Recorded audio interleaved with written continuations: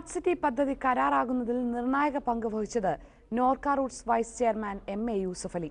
കേരളത്തിന്റെ പ്രതിനിധിയായി ദുബായ് സർക്കാരുമായി നിരന്തര ചർച്ചകളാണ് അദ്ദേഹം നടത്തിയത്. യൂസഫ് അലി എന്ന വ്യവസായിയുടെ പ്രായോഗികതയുടെ വിജയം കൂടിയാണ് സ്മാർട്ട് സിറ്റി പദ്ധതി. കഴിഞ്ഞ ഡിസംബറിലാണ് സ്മാർട്ട് സിറ്റി ചർച്ചകൾക്കായി നോർക്ക റൂട്ട്സ് വൈസ് ചെയർമാൻ എന്ന നിലയ്ക്ക് MA യൂസഫ് അലിയെ കേരള സർക്കാർ ചുമതലയേൽപ്പിച്ചത്. പ്രമുഖ വ്യവസായിയായ യൂസഫ് അലിക്ക് UAE-യിലുള്ള നിർണായക സ്വാധീനം ഉപയോഗിക്കുക എന്നതായിരുന്നു കേരള സർക്കാരിന്റെ ലക്ഷ്യം. കേരള സർക്കാരിന്റെ കർശന നിലപാടുകൾ ദുബായ് സർക്കാരിനെ അറിയിക്കുന്നതിലും അവരെ ചർച്ചയ്ക്കായി കേരളത്തിലെത്തിക്കുന്നതിലും നിർണായക പങ്കാണ് യൂസഫ് അലി വഹിച്ചിരിക്കുന്നത്.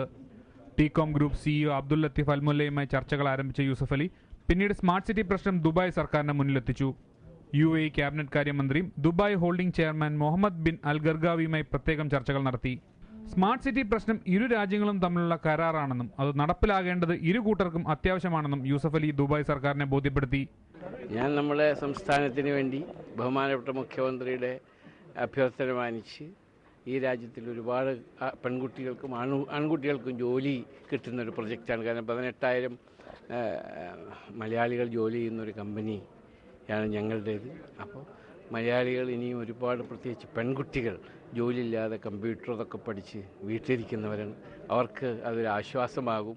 കൂടാതെ ഇരു രാജ്യങ്ങളിലും സെസ് സംബന്ധിച്ചുള്ള നിയമങ്ങൾ വ്യത്യസ്തമാണെന്നുള്ള നിർണായക വിവരം DIFCയെ ബോധ്യപ്പെടുത്തുന്നതിൽ യൂസഫ് അലി വിജയിച്ചു.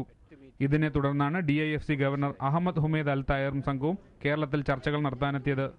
യൂസഫ് അലി എന്ന വൻ വ്യവസായിയുടെ പ്രായോഗിക പരിജ്ഞാനം കൂടിയാണ് സ്മാർട്ട് സിറ്റി പദ്ധതി യാഥാർത്ഥ്യമാകുന്നതിലൂടെ വിജയിച്ചിരിക്കുന്നത്.